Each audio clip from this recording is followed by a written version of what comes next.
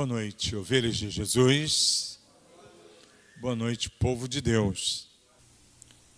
O nosso tema chamativo não é sobre nós, é sobre Cristo.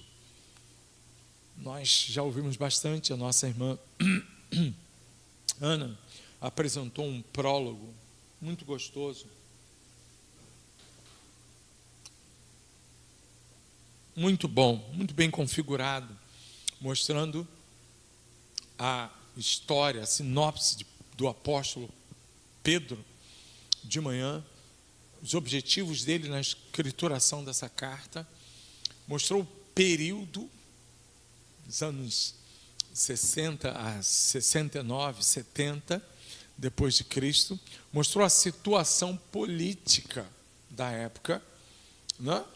Ela chama a atenção para um momento mais sério, que é o momento de Nero ali, tacando fogo em Roma, e obviamente vai se aproveitar das circunstâncias do cristianismo, que é um povo frágil, ou pelo menos deveria ser, né?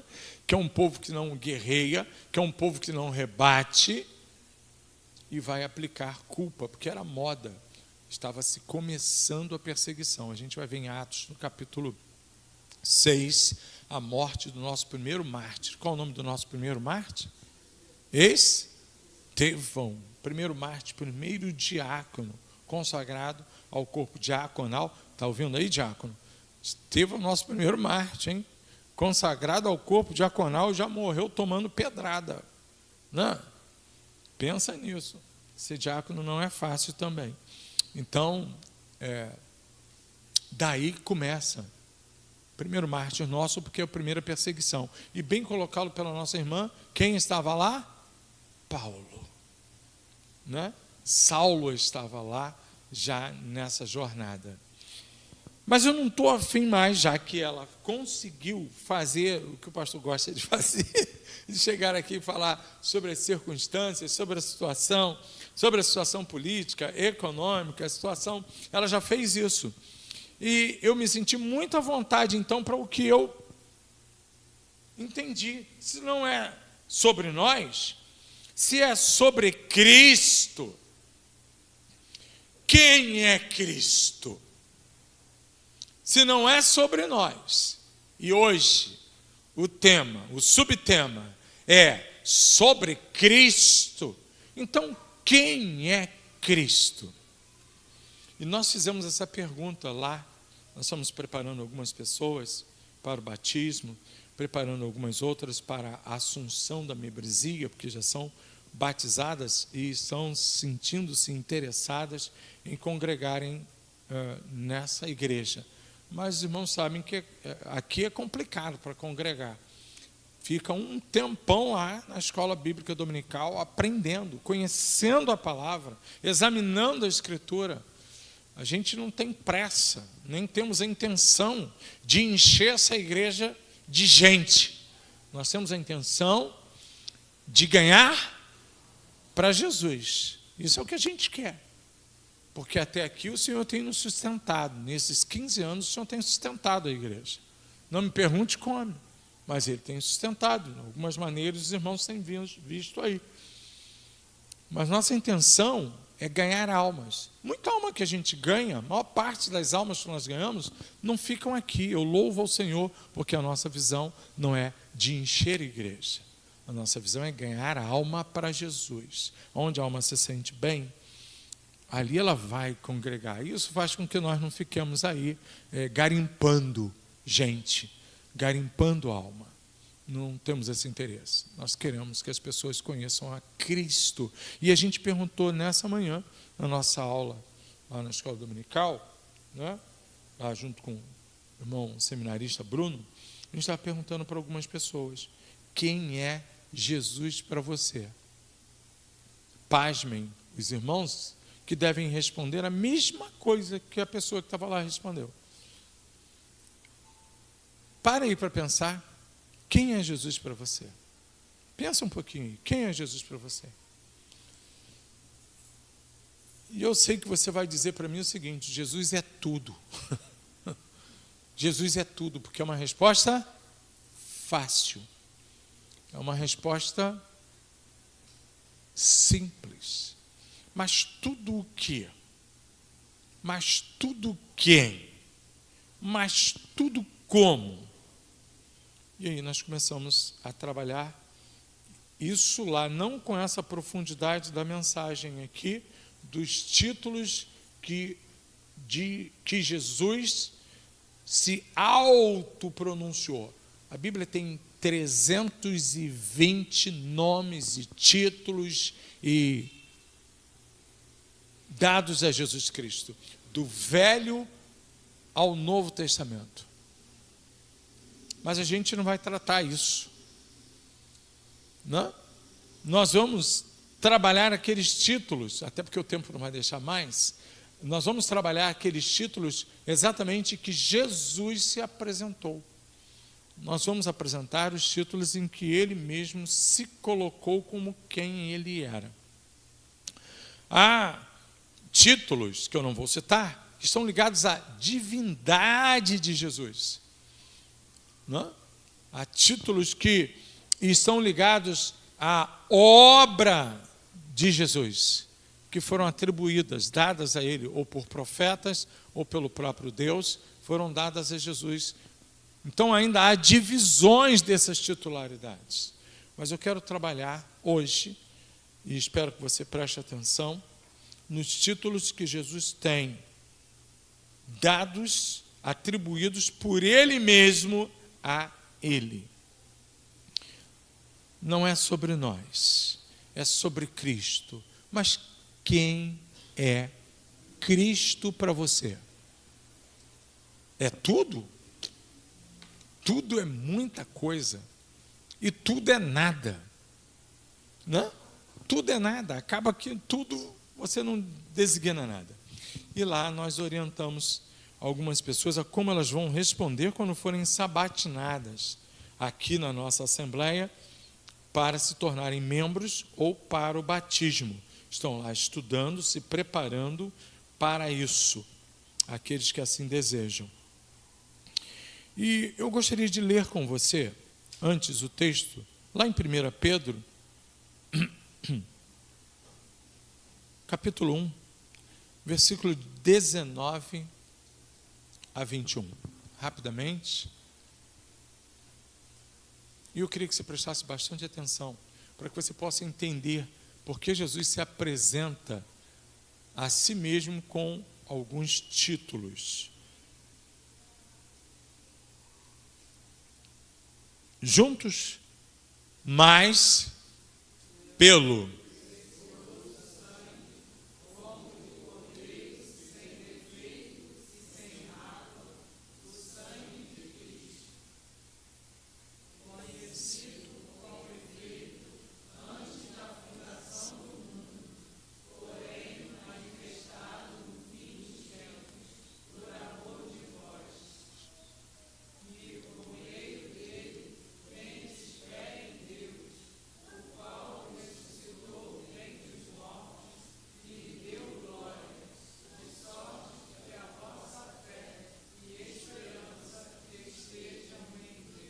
Bota de novo o 19, minha irmã.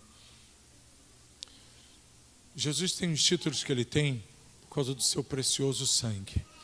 Por ter obedecido, ter atendido à ordem de Deus e ter deixado o seu apogeu sem defeito, sem mácula, e ter aqui derramado o seu sangue para conosco. Vimos isso na ceia da manhã. Eu estou querendo falar mais com você, que está aqui nos visitando, que já não vem um tempão, que há muito não vai a uma igreja, que está afastado. Gente, deveríamos ter aqui hoje umas 15 pessoas nessa condição, que visitamos hoje, que conhecem o Evangelho, mas que por algum motivo estão afastados do Evangelho. O pastor está falando comigo, rapaz, tu não imagina, tem gente pra caramba afastada do Evangelho, dentro do nosso bairro, que conhece a palavra de Deus, mas que por algum motivo está afastado dessa mensagem, dessa palavra. Então, o 19 vai dizer que esse sangue de Cristo é que vai fazer a diferença. E a gente faz isso através da ceia do Senhor. A gente mostra sempre que é o sangue e o corpo de Cristo cravado na cruz do Calvário que nos purifica, nos liberta, nos solta das garras do pecado. Isso já está pronto, 20. Isso já está lá pronto, já está tudo ok. Obrigado. Conhecido com efeito antes da fundação do mundo. Quando eu falei lá com a pessoa, eu disse assim, olha, essa promessa, como humano, eu disse, essa promessa a gente acha já no Velho Testamento, lá em Gênesis, no capítulo 3. Deus já sabia. Lembra da Bíblia que vocês ganharam? Jesus em toda a Bíblia. Quem ganhou a Bíblia mesmo? Irmão Paulo. A Bíblia, Jesus em toda a Bíblia. Então, antes mesmo de sair do paraíso, Deus já tinha providenciado Jesus Cristo. E eu mostro lá. Porque ele diz que o quê? Que da mulher sairia um que lhe esmagaria, pisaria, né? Pisar é mole, né? Esmagaria a cabeça da serpente. Tu lhe ferirás o calcanhar. Isso é providência, isso é prenúncio de Jesus. É Deus já falando em linguagem figurada sobre Jesus lá no Éden, no capítulo 3. Jesus já está sendo mencionado na Escritura. Providência de Deus, por amor a nós. O amor de Deus não nasce em João 3,16. O amor de Deus agora, segundo a convicção petrina, onde é que ela nasce? Segundo a convicção de Pedro, onde ela nasce? Antes da fundação do mundo. Deus, que vocês viram aqui, que é onisciente, quando tratamos dos atributos de Deus, já sabia o que ia acontecer.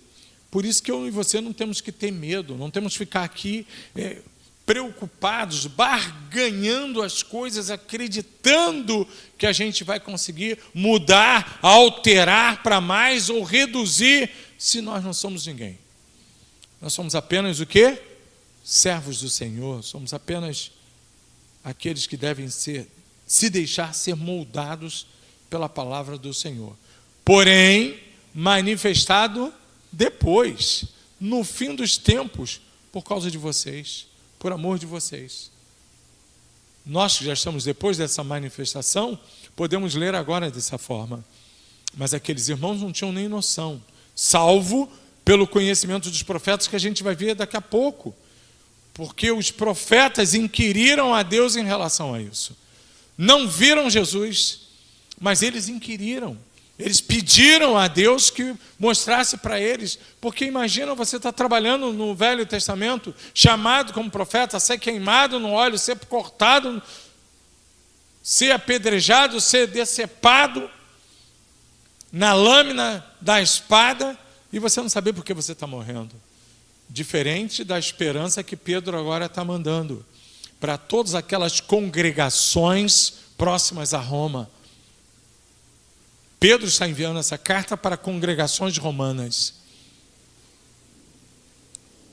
Mas agora ele está alimentando uma esperança de um Cristo que já morreu e ressuscitou. É diferente.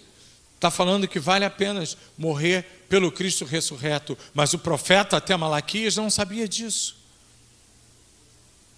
E não sabiam por que estavam trabalhando. E o povo não sabia por que morria.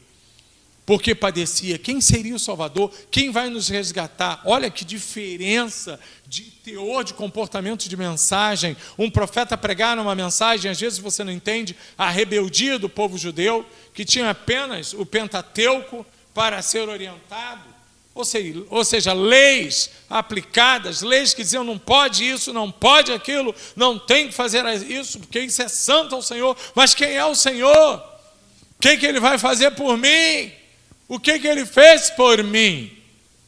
Essas pessoas todas, às vezes nós não entendemos quando os profetas são duros em estar pregando para esses povos, e quando o povo é mais rebelde ainda, e nós não mudamos nada, a gente continua sendo rebeldes. E eles não entendem, mas eles não conheciam o Cristo. E o profeta que melhor conheceu Jesus, conheceu porque vocês viram meses atrás que ele viu Jesus no seu trono. Ele conseguiu ver Jesus no trono. E ele disse: ai de mim, porque eu vi o Senhor no seu santo trono. Isaías. E por ele ter visto Jesus no seu santo trono, ele se torna o profeta messiânico. Porque ele consegue falar de Jesus com melhores qualidades, com melhores propriedades. Ele consegue esmiuçar o que nós conhecemos hoje. Isaías, como vocês ouviram na última mensagem, falando a esse termo, ele, 700 anos antes de Cristo, ele vai falar de Jesus. E quando você começa a entender pela palavra de Deus o grau de responsabilidade que Jesus Cristo teve a vir a esse mundo, deixando o céu e morrendo aqui, como diz o texto, sem pecado, 21, bota para mim, sem pecado, sem mácula alguma, morrendo por mim, por você. A gente, quando se coloca na posição de Jesus, a gente vê que nós não seríamos capazes, em momento nenhum, de conseguir cumprir essa etapa. E creio que Deus sabe que eu e você, a gente não ia conseguir dar conta disso. Até porque Deus já vinha fazendo isso com os homens, dando oportunidade com os homens. E nenhum deles conseguiu vencer essas etapas. Então Deus entende que precisava ser da parte do céu, da parte do próprio Deus, porque por meio dele tendes fé em Deus, por meio de Jesus é que nós conseguimos alcançar a fé em Deus, o qual ressuscitou dentre os mortos e lhe deu glória, de sorte que a tua fé, a tua esperança não deve estar em homens, não deve estar em igreja, mas deve estar em Deus. Eu estou rindo aqui porque hoje eu vi um negócio parecido com isso na evangelização. Eu vi um tipo de fé que é isso aí. Não pode ser fé em homens, não pode ser fé em nomes, em títulos. É fé em Deus, é intimidade com Deus. Você precisa estar buscando a sua intimidade com Deus, porque quando você começa a buscar a sua intimidade com Deus, um dia você vai parar na igreja. Se você começar a buscar intimidade com Deus, não tem papo, vai cair lá na igreja, porque a igreja não foi criada por homens. Igreja, templo, não foi criada por homens. É Jesus que institucionalizou, né? Para quê? Para que nós pudéssemos estar juntos, como lemos ainda agora, na carta aos Hebreus, para que nós pudéssemos provocar entre nós o amor, para que nós pudéssemos provocar entre nós a solidariedade, a ajuda mútua, o apoio, para que nós pudéssemos, como irmãos, olhar para o outro que está precisando e não achar que só o teu problema é o maior problema do mundo. Porque quando você se individualiza, e é por isso que o diabo quer separar, quer tirar, quer extinguir, quer tirar você da congregação, como diz o próprio autor aos Hebreus, como é costume de alguns, as pessoas vão começando a se acostumar, e elas vão se acostumando com isso, por quê? Porque vão começando a ter problemas na vida. Mas quem disse que viver nessa terra aqui não vai ter problema? Quem da parte de Deus, de Gênesis a Apocalipse, disse que viver nesse mundo não haveria problema? Quem disse que vir para Deus, vir para Jesus, é não ter problemas? Muito pelo contrário, irmãos. Quando a gente vai ler essa carta, essa propriamente dita, dentre todas as cartas, mas quando a gente vai ler essa carta, a gente vai ver o quê? A gente vai ver que é problema. Aqueles que vieram para Cristo passaram por problemas, passaram por dificuldades, passaram por tentações, passaram por desistência, porque nós somos humanos. Se nós fôssemos bons, Deus não precisaria enviar Jesus, nós resolveríamos o problema. Então Jesus vem por causa da nossa incapacidade humana de resolver um problema que é nosso. Essa é a realidade. O problema é meu, o problema é seu. A incapacidade de resolver, de se manter na fé, de entender que essa fé sua é que vai fazer a mudança, é sua. Você que tem essa dificuldade por causa da forma, da razão, da perspectiva de olhar, de configuração, sei lá o que você tem, que você quer fazer.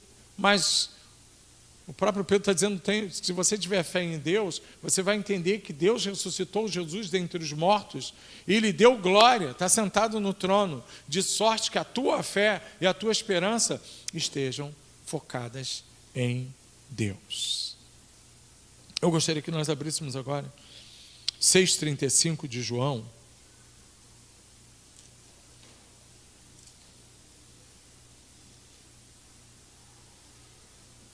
E conhecêssemos essa primeira pessoa, que é o Verbo, né? No capítulo 1, Jesus vai ser apresentado, ele não se intitula, por isso a gente não vai estar lá, mas ele vai ser apresentado por João como sendo o Verbo vivo, Verbo que estava com Deus, ou seja, como sendo a palavra, a própria palavra de Deus. Em momento nenhum nós vamos ver Jesus dizendo eu sou a própria palavra, mas nós vamos entender que Jesus é a própria palavra quando ele é apresentado como sendo o Verbo vivo de Deus.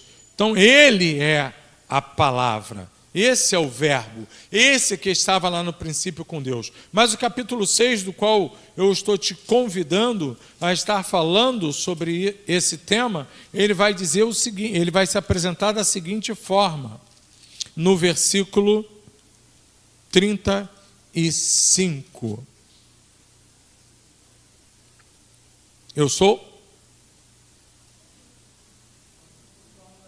Declarou depois Jesus. Eu sou o quê, gente?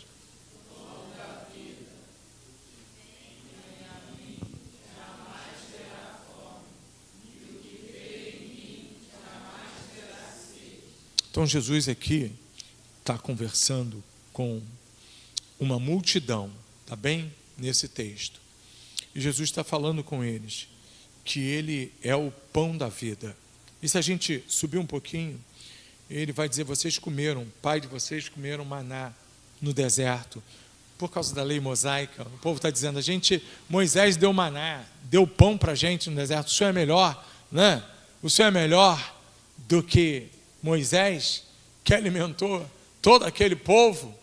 Aí Jesus vai contestar, dizendo para eles que, na verdade, vocês comeram aquele pão lá no passado, mas o verdadeiro pão quem tem dado para vocês é o meu Pai. Está lá no versículo 32. Replicou-lhe Jesus, em verdade vos digo, não foi Moisés quem vos deu o pão do céu, o verdadeiro pão do céu é meu Pai quem vos dá, porque o pão de Deus é o que desce do céu e dá vida ao mundo. Não entendeu o povo hebreu que aquilo era uma figuração, uma configuração, aquele maná caindo do céu era uma tipificação de Cristo que viria do céu, o maná caindo do céu todos os dias. E o povo correndo para pegar, e não podia guardar, porque se guardasse, mofava, dava bolô, salvo na sexta-feira, porque sábado era santo ao Senhor, eles não sabiam, mas tipificava Jesus, o pão que veio do céu. E agora Jesus está interpretando para eles, nesse tempo que os irmãos viram, o tempo vindouro, no texto de Pedro, ele está ali dizendo, porque o pão de Deus é o que desce do céu e dá vida não a algumas pessoas, mas dá vida a quem? Ao mundo. Aquele pão alimentou apenas aqueles irmãos hebreus que atravessaram o Mar Vermelho e estavam no deserto. Mas o pão que vem do céu, ele te alimenta. Se você desejar, se você resolver comer desse pão. Então lhe disseram, Senhor, dá-nos sempre desse pão. Declarou-lhes, pois, Jesus, eu sou o pão da vida. O que vem a mim jamais terá fome, e o que crê em mim jamais terá sede. Porém, já vos disse que, embora me tenhais visto, não credes. Nosso problema é a nossa dificuldade de crer em Jesus como sendo o pão que alimenta. Conversávamos sobre isso também nessa tarde. Às vezes a gente chama as pessoas e entramos numa nova visão de igreja.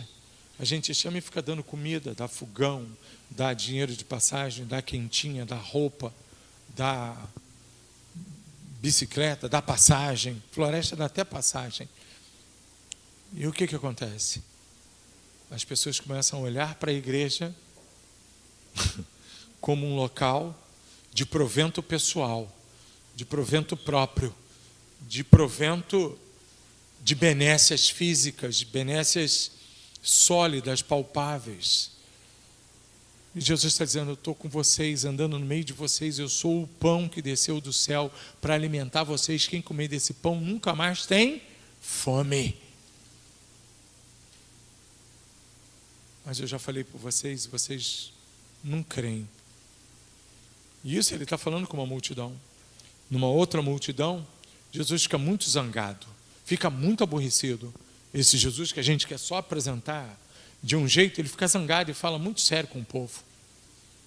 Vocês não estão aqui por causa do pão que permanece. Vocês estão aqui com interesse pessoal. Vocês estão aqui por causa de outro pão, do pão que perece, o pão que mofa, como lá no Êxodo, no deserto, o pão que estraga, o pão que tem que pegar, todo dia tem que sair para pegar. Vocês estão aqui pedindo por esse pão. A gente está aqui todo dia pedindo pelo pão do trabalho. Senhor, me dá um trabalho novo, me dá um trabalho maior, me dá um trabalho melhor, me dá saúde para trabalhar, me dá... Tem algum problema? Tem, você pode pedir isso. Mas esse pão perece, porque não tem jeito, a gente vai enferrujar. Eu não sou mais o camarada, e às vezes eu paro para pensar, puxa vida, eu não sou mais aquele garotinho de 20 anos atrás.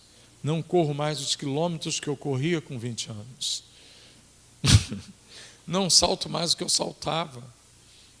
Às vezes eu corro de lá e dou um salto. A carroceria do meu caminhão está aberta, eu corria de lá e pum, pulava essa altura aqui. Essa é a altura da carroceria do caminhão. E eu dava um pulo, pum, caía lá em cima para começar a arrumar o caminhão. Outro dia eu fui fazer isso, pressei, caí de joelho. Eu acho que ainda consigo sim. E saí correndo. Pum, pulei. Ficou um pedaço para baixo. Sobrou um pedaço de pé. Tropeçou na carroceria, eu caí lá na frente. Não estou fazendo mais. Outro dia, depois eu tento de novo. Tem dias que eu estou inspirado, aí eu tento outra vez. Mas acaba quebrando a cara, né? E vem todo machucado, todo lascado por causa dessas doideiras de pegar isso, pega folha, pega aquilo. Mas Jesus, o pão da vida, aquele que nutre, aquele que gera satisfação plena, aquele que tira a fome espiritual das nossas vidas, tira a fome não de um só, mas da humanidade toda, do mundo todo.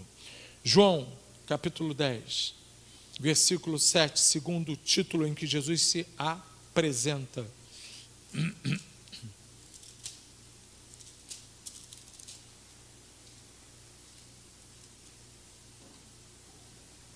É um outro momento também em que Jesus está conversando com seus discípulos. E nesse versículo ele vai chamar a atenção ao cuidado do pastor, ao cuidado dos cuidadores, ao cuidado daqueles que levam a palavra, ao zelo daqueles que pregam o evangelho, da maneira que pregam. Jesus vai dizer para os seus discípulos, aquele, porém, no versículo 2, pela porta, ele faz questão de começar a trabalhar isso. Esse é o pastor das ovelhas. Para esse, o porteiro abre, as ovelhas ouvem a sua voz. Ele chama pelo nome, e as suas próprias ovelhas, ele chama pelo nome as suas próprias ovelhas, e as conduz para fora. Só chamando pelo nome, ovelha de Jesus conhece Jesus, já sabe que é Jesus.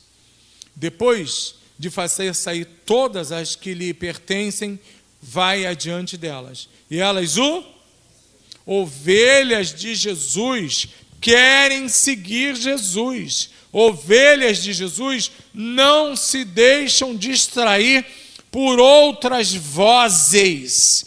Elas entendem que a voz é de Jesus, porque o texto diz, porque eles reconhecem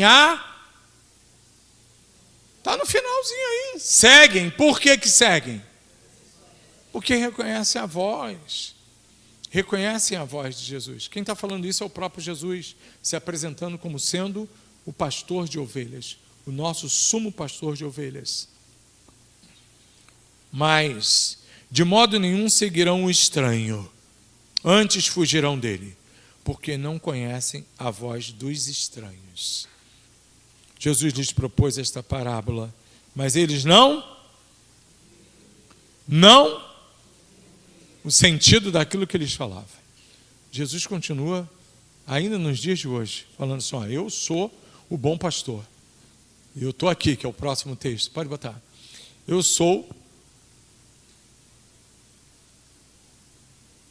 a porta das ovelhas. A porta das ovelhas. Então Jesus, daqui a pouco vem Jesus, bom pastor, fica tranquilo aí. Mas eu sou a porta das ovelhas. Então você tem que entrar e sair por mim. Ou seja, você precisa me ouvir. Você precisa entender o que eu quero de você. Você precisa se envolver com a palavra de Deus. Não é com pastor, homem, humano, como o povo está fazendo aí. Nós estávamos conversando lá na nossa classe, que hoje está uma beleza. Se o pastor não está interessado, se ele quer crescer a igreja, ele quer encher a igreja de gente, ele tem muitas estratégias. E a maior parte dessas estratégias não são bíblicas. Igrejas que usam a estratégia de Jesus, geralmente são igrejas mais tranquilas, pacíficas, quietas, porque são igrejas onde, estávamos citando o nome de alguns pastores, inclusive fora da nossa denominação, que usam estratégias da palavra de Deus. Eu, por exemplo, amo ouvir Augusto Nicodemos, reverendo Augusto Nicodemos. Porque para Augusto Nicodemos falar, ele não vai falar com pretexto, ele vai falar o texto. E vai discorrer em cima do texto o que ele quer falar. Não dá para sair nem para a direita nem para a esquerda. E aí vai condenar a maior parte dos movimentos que nós temos aí. Porque ele vai trabalhar em cima do texto. Né? Outros já gostam de outros pastores, que também acabam sendo presbiterianos, que trabalham em cima do texto. E outros gostam de pastores batistas, que trabalham em cima do texto. Mas tem pessoas que gostam de pastores que pegam uma lâmpadazinha, que pegam um celularzinho. Está vendo aqui? Está escuro. O celular está escuro. Mas se você se aproximar e ficar do lado do botão e apertar o botão, o celular vai dar luz. Essa luz só pode ser Jesus. O escuro é trevas. E o povo...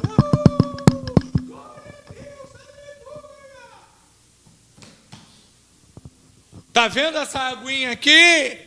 Ela está cheia. Meu irmão, essa água completa, ela está cheia. Mas quando eu beber, quando eu entornar essa água, ela está vazia. Como está a sua vida? Cheia, completinha, ou está pela metade, como esse copo? Amém, aleluia. E estão ganhando uma grana forte para isso. A gente, para ministrar a palavra, é complexo, mas elas estão ganhando dinheiro.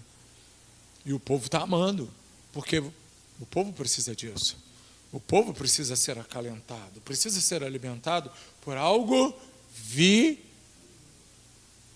Por isso que Jesus está falando. Apesar de eu falar isso para vocês, vocês não creem.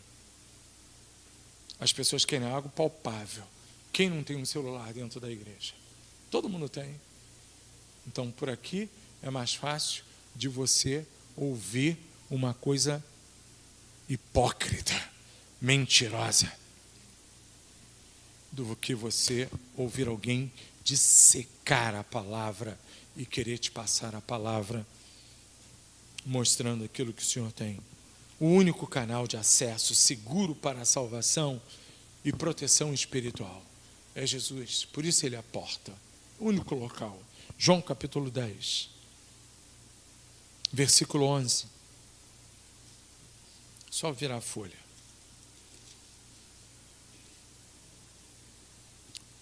Vamos ver do 10. O ladrão vem somente para... Vamos novamente. O ladrão vem somente para... Jesus diz que eu vim... Por isso ele se apresenta no 11 dizendo, eu sou, primeira pessoa do singular. Eu sou, agora sim, o bom pastor. E o bom pastor o que faz? Por que Jesus está falando que o bom pastor dá a vida pelas ovelhas? Por que será? Hein? Por que o bom pastor dá a vida pelas ovelhas? Por que Jesus está afirmando isso, gente? Porque ele já deu. Ele sabia que precisava dar a vida pelas ovelhas. Hoje é fácil perguntar por quê. Você já sabe a resposta. Ele deu a vida pelas ovelhas. Jesus é aquele que vem buscar vidas. Não vem fazer um ministério diferente que não seja de ganhar vidas.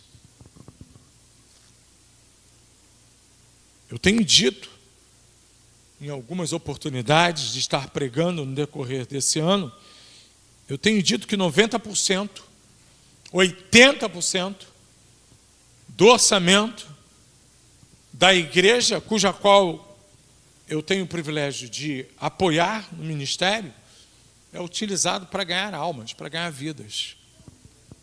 Não é usado para embelezamento, para pintar, para trocar, para fazer, para colocar, compra mais, adquire mais. Não é, eu não tenho essa estrutura. Nossa visão cristocêntrica é de investimento em vidas, em almas, em pessoas. E essa deve ser, quero eu acreditar, a nossa ideologia, porque é ideologia cristocêntrica. É óbvio que nós precisamos de banco, precisamos do ar-condicionado, de luz, precisamos de aparelhos de televisão, precisamos disso tudo, e a igreja tem todas essas coisas ao caminhar desse tempo. Mas investindo em vidas, investindo em almas. O melhor investimento que a igreja tem não é para a sua nobreza, não é para o seu embelezamento, não é para pintar as paredes, mudar, crescer. Nós queremos crescer, vamos entrar numa campanha de obras agora, mas não porque a gente quer ostentar o nosso templo. Nós queremos porque entendemos que precisamos de um espaço maior para que a nossa comunidade possa aproveitar melhor o espaço que nós temos para oferecer. Então a gente quer criar uma quadra esportiva em cima da igreja. Só não quer aumentar um templão e botar lá em cima? Não. A gente quer em cima da laje da igreja. Esse templo aqui está bom para a gente. Como a gente vai ter que quebrar para lá, a gente alarga para lá. Mas a gente quer uma quadra para poder botar uma mesa de ping-pong, para botar um totó, para botar poliesportiva, criar mais espaços para que as nossas crianças quebrem o ciclo das coisas erradas da comunidade. Porque se você der um pouco do seu tempo, eu falava ainda agora, antes de começar o culto, com um rapaz ali embaixo, que disse que fala inglês e que tal, olha, se você der um pouquinho desse tempo teu aí, lá na igreja, 1 hora, só 1 hora, se você der esse tempo, você está ganhando uma vida, uma criança aqui na comunidade. Entende? Aquele que vem a mim, ainda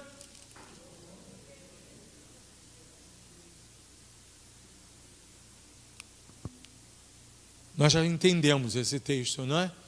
Jesus é aquele que eu e você precisamos confiar, que já ressuscitou nesses dias, que já está no céu, aguardando a mim e a você, esperando que eu e você cumpramos a nossa parte do plano da salvação. Uma parte do plano da salvação está completa.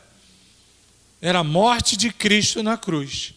A outra parte do plano de salvação, essa parte que cabia a Jesus, estava na mão de Jesus. A outra parte do plano da salvação está na tua mão.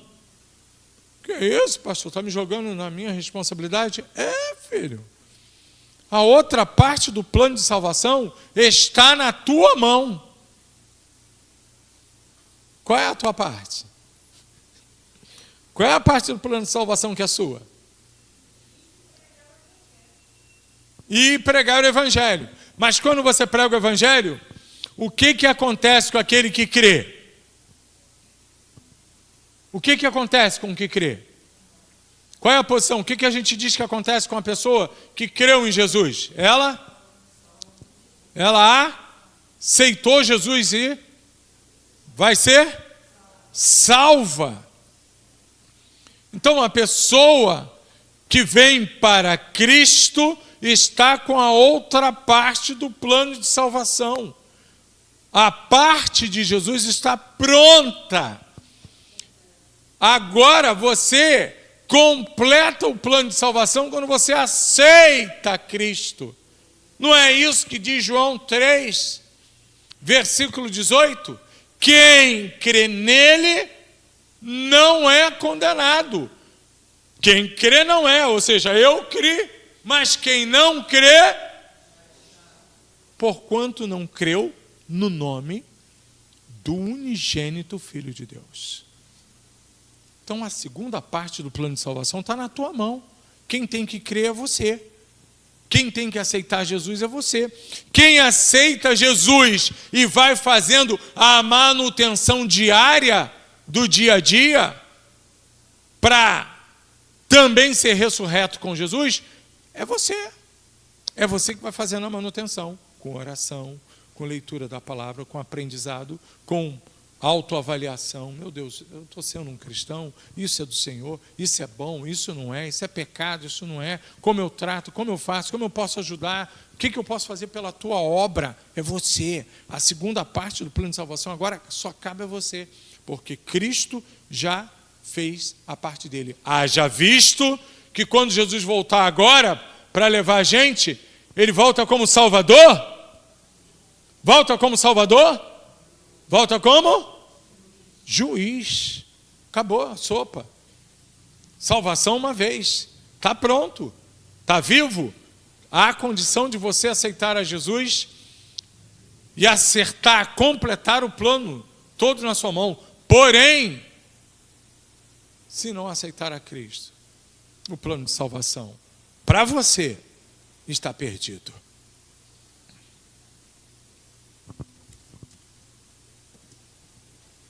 João 14,6. Todos conhecem, né? E disse-lhe Jesus o quê?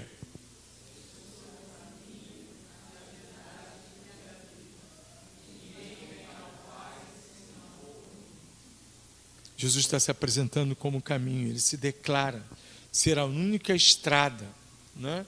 É a única verdade, que é a sua palavra, a única ligação direta entre o homem e o Pai. Não há outro caminho. As pessoas ficam tentando alinhavar, criar métodos e situações para, eu não sei, alimentar um caminho que lhe satisfaça, um caminho que lhe apraz. Mas não tem jeito, irmão. Não há outra forma de ir a Deus que não seja como Jesus o caminho. Então você precisa sim fazer a sua decisão ao lado de Jesus para que você possa encontrar o caminho que vai mudar a sua vida. Eu sempre digo nas visitas que nós estamos, olha, você está vendo essa gente que está aqui, ninguém caiu de paraquedas. Alguém um dia estava sentado aí onde você está, um de nós estávamos sentados, aonde você estava sentado aí, e alguém estava do outro lado ensinando para a gente, falando sobre o Evangelho. Alguém teve o trabalho de, num domingo à tarde, perder o sono da tarde, perder o descanso da tarde, perder aquele joguinho, perder sei lá o que do domingo, e saiu para vir alcançar a minha vida, se preocupou comigo. Alguém veio me explicar, alguém veio me ensinar a palavra de Deus, senão não estaria aqui pregando para os irmãos. E isso, quem faz isso é chamado de discípulo de Jesus. Então nós precisamos pensar nisso. Você não caiu de paraquedas no Evangelho. Alguém, de algum jeito, ensinou para você. Agora é importante você pensar também em passar para alguém. 15, 21. João capítulo 15, versículo 21. O que diz o texto? Eu sou a videira verdadeira. E o meu pai é o agricultor. Jesus está se comparando a uma árvore, onde os fiéis, nós os fiéis, estamos ligados a Ele. Tem alguma coisa errada aí? E o que eu coloquei? 21? Eu estou aqui lendo para vocês de cor, vocês estão aí. Tá, aqui deve estar escrito 15, 21. Tá, 15, 21, mas não conheço vocês de qual eu estou lendo. Mas é 15, 1, tá certo. Eu sou a videira verdadeira e meu pai é o agricultor. Jesus está dizendo que ele é uma árvore, ele é uma fonte onde nós fiéis precisamos estarmos ligados a ele. E quando a gente continuar lendo o texto, ele vai dizer que aquele que está ligado a ele faz o quê? Murcha, né? No final fica murchinho, né? Quem está ligado na videira faz o quê? E dá um pouquinho de fruto, né? Dá muito fruto. Quem está ligado em Jesus dá muito fruto. Quem está pensando em estar com Jesus já está pensando de alguma coisa, de alguma forma em dar fruto. E dar fruto, essa linguagem figurada que está sendo usada por Jesus, significa o quê? Dar fruto significa o quê? Ganhar almas, ganhar vidas. Quem está ligado em Jesus não está preocupado com muita coisa estrutural. Está mais preocupado com como essa vida está vivendo. Como será que eu consigo alcançar? Como será que eu consigo apresentar esse evangelho? Como será que eu consigo falar de Cristo de uma maneira audível, que facilite essa pessoa? Quem está querendo falar do evangelho de Cristo não está lá na casa de alguém com interesse pessoal, com interesse próprio, com interesse particular, interesse não é bem aquele. Está lá querendo ganhar a alma. Deus depois vai fazer outra parte da obra. Espere em Deus. Espere em Deus, que às vezes a gente atrapalha a nossa caminhada no evangelho porque a gente quer se adiantar, a gente quer avançar, a gente quer ir no lugar errado, quer ir na pessoa errada, quer ir no caminho errado, sem consultar, sem orar, sem perguntar a Deus se é isso que Ele quer para a gente. Aí quebra a cara, aí perde o evangelho, perde o tempo, volta para trás para caramba, e daqui a pouco tem que começar tudo do zero novamente. Cuidado com isso, querido. Cuidado. Quem está grudado, quem está fixado em Jesus, o galho que está nele, quer dar fruto. Porque ele vai dizer aqui que o galho que seca, começa a secar, o que faz? É arrancado. E é só arrancado? É queimado. Não está dando fruto? Cuidado, irmão.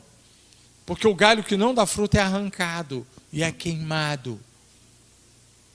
Cuidado para que você não esteja nessa condição de galho que não está dando fruto e não está percebendo que está sendo arrancado. Está secando ali, está com problema, está com dificuldade, nada dá certo, tudo é complicado. Galho que não dá fruto para Jesus é arrancado, é queimado. E às vezes a gente não entende. Está perdendo, está, né? Mas não. vou ficar aqui porque Deus quer assim para mim. A gente ainda bota até Deus na história. Deus sabe do meu coração, Deus sabe da minha vida, sabe do que eu quero, né? João 8,12.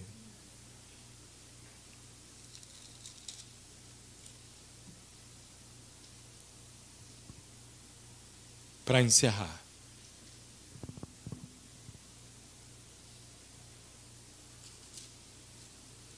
Jesus vai dizer que ele é a luz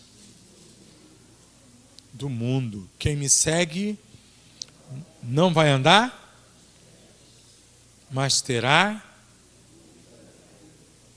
Eu, de novo lhes falava, Jesus dizendo, eu sou primeira pessoa, a luz do mundo. Quem me segue não vai querer andar em trevas. Quem me segue não vai querer andar em caminhos errados, caminhos tortuosos. Quem me segue não vai querer ter pensamentos nocivos, ser maus. Quem me segue vai querer andar na minha presença, vai querer buscar a minha presença, vai querer estar orando, vai querer estar sendo orientado por alguém, vai querer estar tomando conselho, vai querer estar me buscando. Quem me segue vai querer a coisa que é legal, porque não vai querer andar em trevas, né? Eu prefiro isso do que a do celular, que é escurinho, né? Eu sou a luz do mundo. Quem me segue não vai querer andar em trevas. Olha aí, ó, não precisa você usar celular, porque a própria Bíblia está mostrando para você aí, luz e trevas. Jesus é luz. Diga, Jesus é luz. Pronto. Então por que tem que mostrar um celular apagado e acender o celular? Não precisa, porque Jesus é luz. E Ele é quem está dizendo que quem segue Ele não vai andar em treva, mas terá luz da vida. É aquele que ilumina o caminho em que você está, não interessa o caminho que você está, Ele vai iluminar o teu caminho. Iluminar como? Te dando as devidas orientações do que você tem que fazer. Ele vai te dar as devidas orientações e Ele, obviamente, vai te afastar da escuridão. O último está em Apocalipse. Esse é um título que Jesus dá a si mesmo dentro de uma visão joanina. João tem a visão do livro de Apocalipse. Esse é um último título que Jesus apresenta para si mesmo. E esse é o mais derradeiro título, é o melhor dos títulos que Jesus dá a Ele mesmo. Porque Ele vai dizer, eu sou o Alfa, eu sou o Ômega. O que é Alfa e Ômega? Alguém sabe aí? São as letras do alfabeto grego. O Alfa, primeira letra, e Ômega, última letra. A gente sabe até por causa do hino, né? Ó Alfa, Ômega, né? Então, o que significa? O primeiro e o último, o princípio e o fim. Esse, nessa noite, é Jesus se apresentando para você, dizendo quem Ele é. Falamos sobre 8 títulos que Jesus se auto-pronunciou. Que Jesus se auto-identificou como Ele sendo, não é ninguém. Tem outros, Deus, homens dando títulos, mas esse, o próprio Jesus fez questão de dizer quem o era. E esse Alfa e Ômega, princípio e fim, está conosco, esperando você. Desde o princípio, Jesus está esperando você para um acerto com Ele, para a segunda parte do plano de salvação.